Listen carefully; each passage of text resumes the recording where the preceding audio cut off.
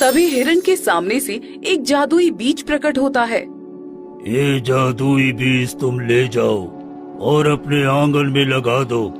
ये तुम्हारा दुख दूर करेगा और सोने की सब्जी देगी। इससे तुम बहुत अमीर हो जाओगे।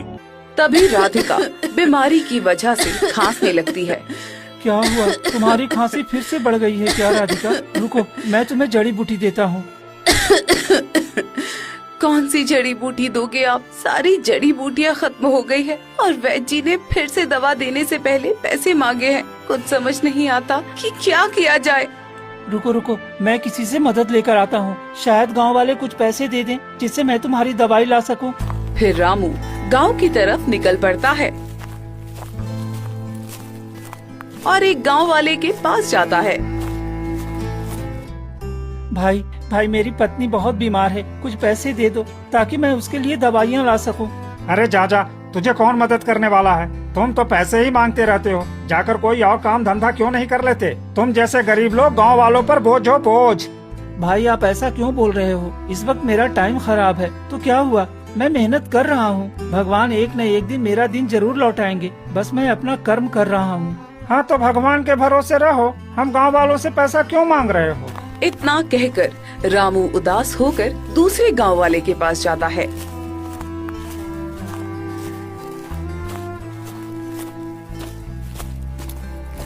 भाई मेरी पत्नी बहुत बीमार है, कुछ पैसे दे दो ताकि मैं उसकी दवाई ला सकूं। अरे भाई, तेरा चेहरा देखते ही मुझे मालूम हो गया था। तुम्हारी वही परेशानी, वही लाचारी। क्यों यहाँ आ गया? हाँ, जा यहाँ से। तुम जैसे लोग भगवान के भरोसे ही मर जाते हैं। तेरी हालत कभी नहीं सुधर सकती। हरिलाल भाई, आप लोग मुझे देखकर क्यों मजाक बनाते रहते हो? मेरी किस्मत ही खराब है तो मैं क्या कर सकता हूँ? फिर भी मैं कोशिश करता हूँ अच्छा करने की, मगर हर बार कोई न कोई परेशानी आ जाती है। फिर रामू कई गांव वालों के पास जाता है पर उसकी मदद कोई नहीं करता। रामू उदास होकर घर लौटता है और मन ही मन सोचता है, मैं और मेरी फूटी किस्मत, लगता है कभी मेरा पीछा नहीं छोड़ने वाला।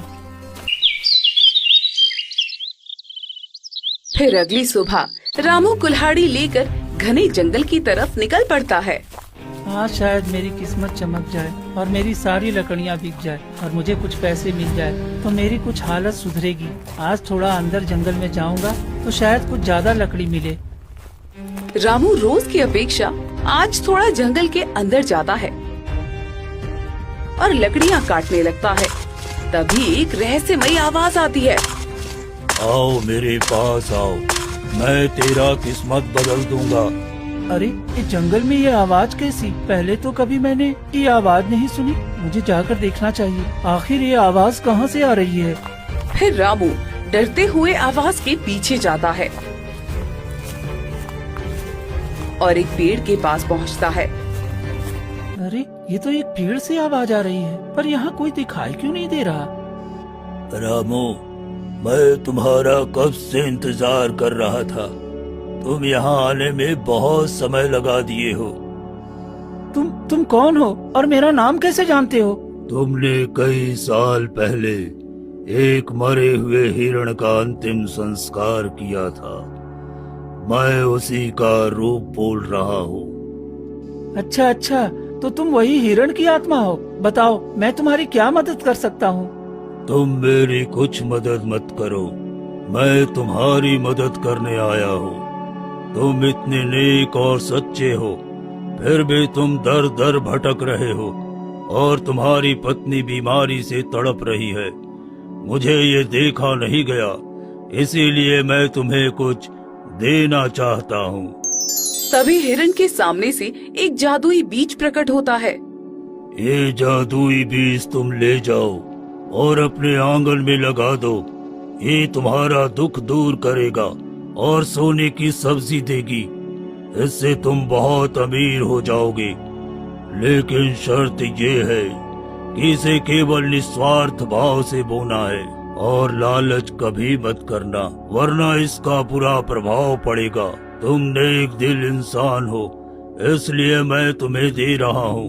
नहीं तो यहाँ एक से एक वीर इस बीज के लिए अपनी जान गंवा दिए, लेकिन वो प्राप्त नहीं कर सके। ठीक है, वीडियो देखने के आपने बाद मेरे चैनल लिए को इतना लाइक और कुछ सोचा, सब्सक्राइब जरूर यही करें। आपका बहुत बड़ा एहसान है।